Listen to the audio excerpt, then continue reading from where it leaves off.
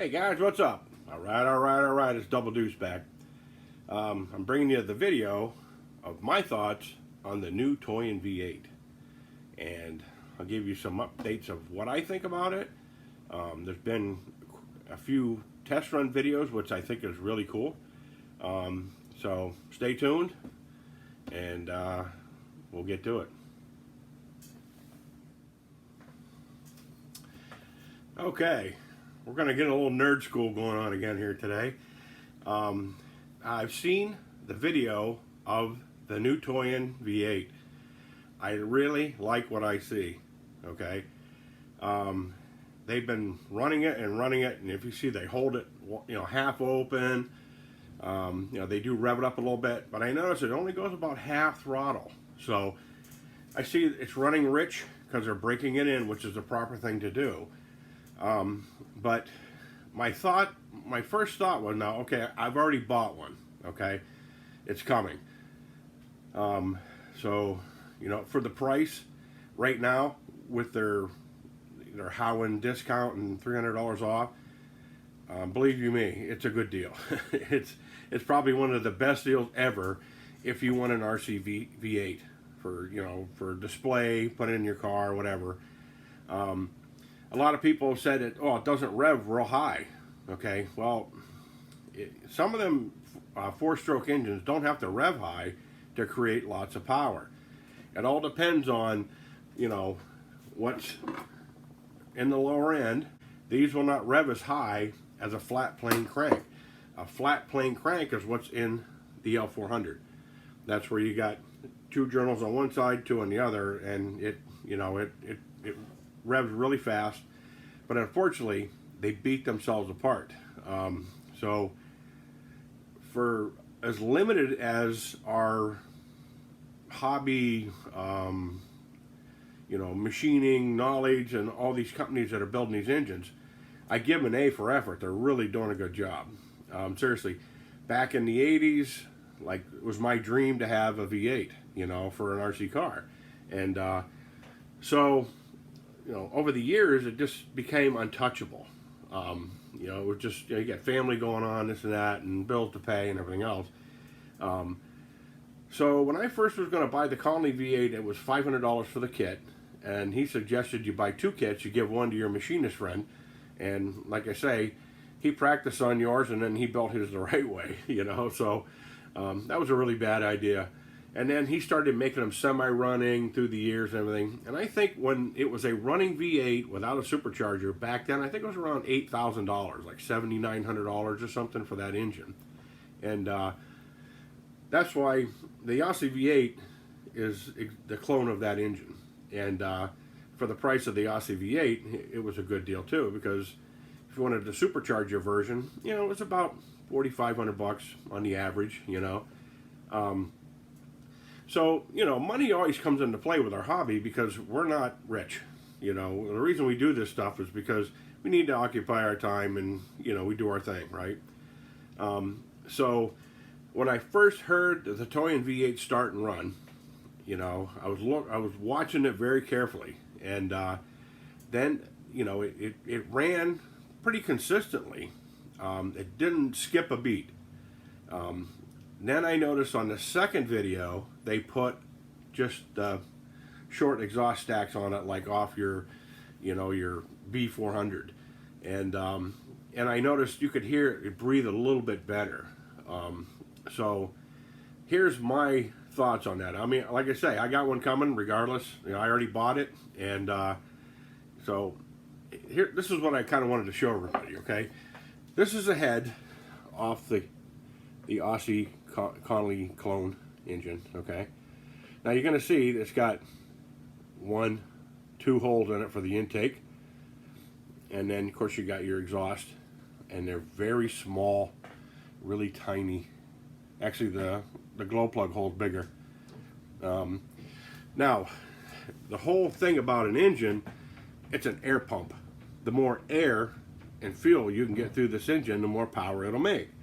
So my second thing I wanted to touch on was, if you look at the size of the valves, okay? Now, if you notice on the top valve, that's your exhaust valve. The bottom valve is an intake valve. You see, the intake valve is a little bit bigger. Okay, and now I had this running on my engine, you know, and then I did an upgrade to the newer heads that breathe better. So what I have here is something that was built probably in the mid-60s, and it led to the iconic ZL1 Camaro. If anybody knows what the ZL1 Camaro was, that was a handful of factory cars you could buy with an all-aluminum 427 in it. So this one here is I think it's a 1974 head, I do believe. I can't remember now. This one was on my convertible. Back in the day, when the oil embargo came around in the early 70s, it killed these engines. It just put them out of commission. You could not run these engines on unleaded, low-octane fuel. They would destroy themselves. So an old GM engineering trick was, if you lower the compression, it brings up the horsepower, and you can run a lower grade gas in it. So this here is, I'll give you the casting number, and you'll see that right here, I dropped the valve at about 7,500 RPMs, and thank God it didn't do any destruction to the bottom of the, you know, the top of the piston or nothing, but you know, the head just kind of like went apart. So this is a 394-6074. This is your 1969 ZL1 head. They come on your Camaros back then. Now this is an old Can-Am racing part they had way back in the day. So now we're going to look at the size of these holes here that lets the air in. We got a little hole. We got two gigantic holes. Okay, this is very restrictive. That's not. On the L400, they got tiny little holes like this for the intake, and they got the same exact size valve as they do on the exhaust side. They got these tiny little valves in that head. Okay, even though this engine runs really good, it could run better if it had bigger valves. Now, me and Tim Sane talked about this, and he was actually developing a bigger exhaust valve and a port for the Toyan head. So now when you get underneath this monster and you look in here, this is an open chamber head. Okay, you see how it's got a big opening around here, which lowers the compression. The heads I took off my Camaro were really small. This was all filled in here, just basically around the valves, which raised the compression up to over 11.5 to 1. Now, with the piston that they had in these, it was 11.5 to 1.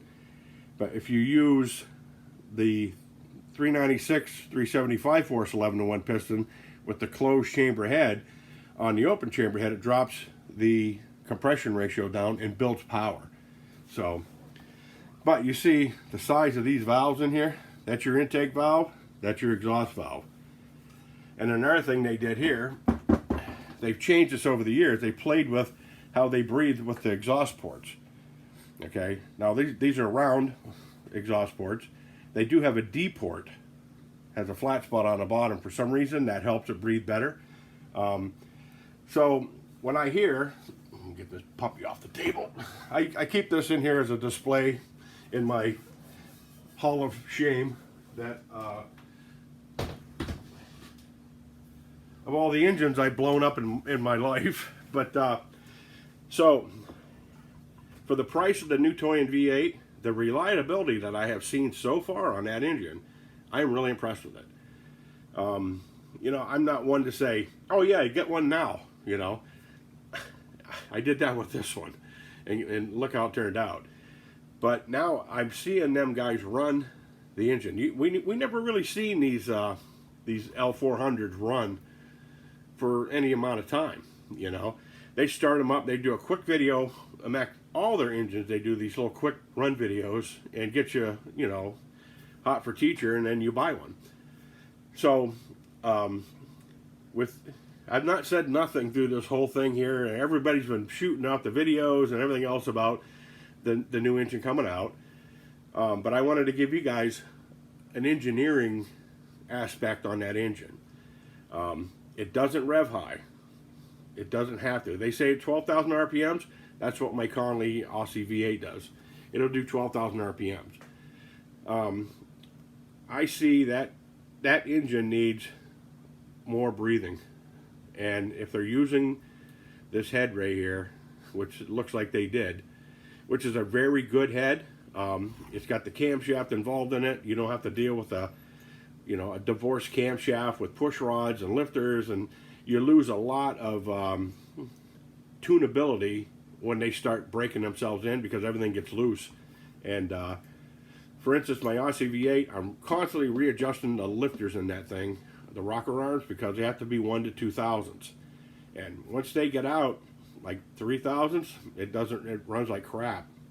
But the way they got the camshaft in here, very reliable. They got the rocker arms, bolted down on a pin shaft, and they're non-adjustable, and it's very reliable. In other words, you don't have to deal with this other than put a little grease in it every now and then. Now, I have not seen the lower end of that engine other than a computer animated drawing. I do see they put all the main supports in there, which is cool. Thank you, Toyan. I appreciate that, or Howland, or whatever. When I get the engine, first thing I'm going to do is tear it apart, and I may not take the heads off, but I will take the rocker covers off. I'm definitely taking the intake manifold off because it definitely needs bigger holes to breathe. It sounds a little restrictive. When they kick it open, you hear it rev right up, and then it has a bog, which is telling me that there's either not enough air and fuel mixing together, or there's just not enough air, period, to move it through a volume through the engine. Because now you've got a V8, you've got 8 cylinders firing through 2 little carburetors. It's basically like in the old days, when you went and you bought yourself a bread and butter car. We're going back to the carbureted days, okay? My neighbor, he bought a 70 Chevelle, and it was an SS396, but the guy had blown the motor up in it, and he put in a motor out of a 69 Impala, and it had a 2-barrel carburetor on it. Now, a 2-barrel carburetor is just 2 small little butterflies, okay? Mine, okay, at the time, of course, it was an SS454, had a gigantic Holly on it, and he would brag about the gas mileage he would get out of that car and all that, but it restricted. When you're getting better fuel economy, you're giving up something on the other end, like horsepower. So I'm excited to see what kind of a grind the camshafts have in the Toyan V8. I want to know if they're exactly the same as these, the same lift and duration. It does have a really nice, nice solid idle to the thing, which tells me that they were very conservative when they ground the camshaft. To me, there's room for a higher lift and a little bit more duration there to help that thing bust out and rev up, because that's what a high performance camshaft was all about. Instead of your lobes looking like this, they were like this. That kept that valve open longer in a 360 circle and let it pull more fuel in. You didn't have a lot of low end power, but man, when it turned on from like 2,000 RPMs up to like 7, it would just scream, So, like I say, I'm not gonna go on and on. I want to get more information on it. I see everybody's like pumping them out now to buy. I would say buy one because it's very affordable, and what I see, it's a good solid starting foundation. We're not going to end up with this, Sterling Kit has been very good at any problems with any of these engines of getting you the parts. Okay, I mean, at least that I know of.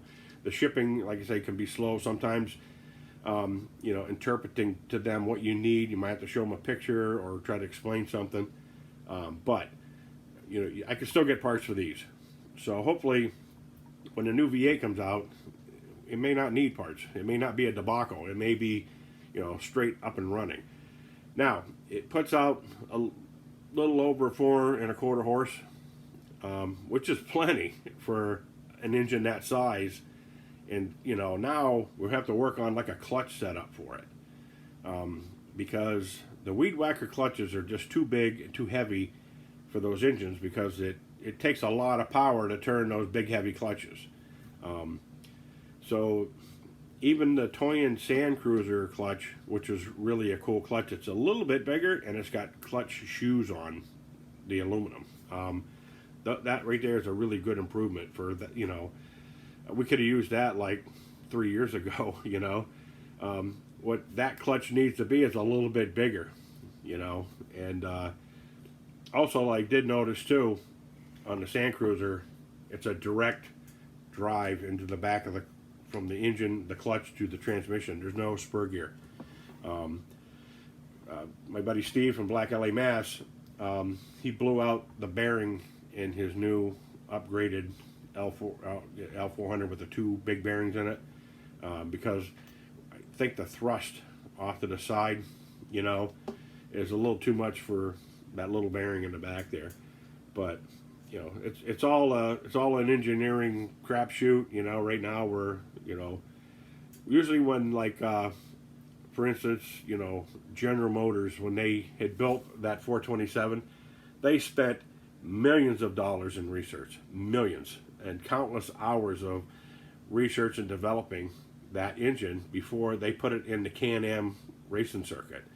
And then from there, being it was a proven engine back then they slipped it into, if you knew somebody at the back door of Chevrolet, you could get one of those in your Camaro. And they only made 2 Corvettes with that engine in it. But so to this day, that's the most iconic engine ever built. So anytime I judge an engine, I judge it off that aluminum cylinder headed engine that I just showed you. And you know, that's the way I look at things. For reliability, that Can-Am engine, you know, they put it in Le Mans. It ran for, you know, 24 hours straight without a problem, you know, and it did many races. So, you know, I think maybe we're looking for that kind of reliability in these engines here, but these are hobby engines, you know, so I got to pull myself back every now and then. And, you know, sometimes a little overkill, it ends up taking horsepower away. So, but I'll put a link below for the new Toyan V8, and you guys can go read up on it, check it out. Check out the Sterling Kit blog. When you go to Sterling Kit, you go in there and you'll see the community area. Go to the blog and read up on all that stuff. You know, because anything new and updated comes out on that blog.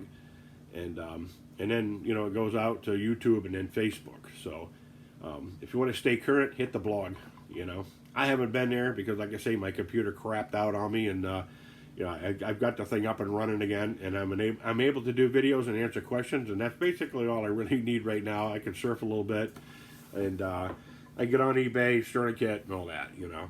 But anyways, guys, give me your thoughts on what you think. If I'm wrong, you tell me, call me right out, you know, because it doesn't matter to me, you know. I've been in this game a long time, and so, you know, I'm not afraid to learn something new. So if I miss something, you know, and you know, you think that I need to be educated on it, go for it. Let me know, and I look at everything with an open mind. So my next video will be of how far I've come with my chopper with the new Sisson V twin in it. So stay tuned for that one, and like, share, subscribe. Stay safe, everybody. Take care, man. Love you. Bye.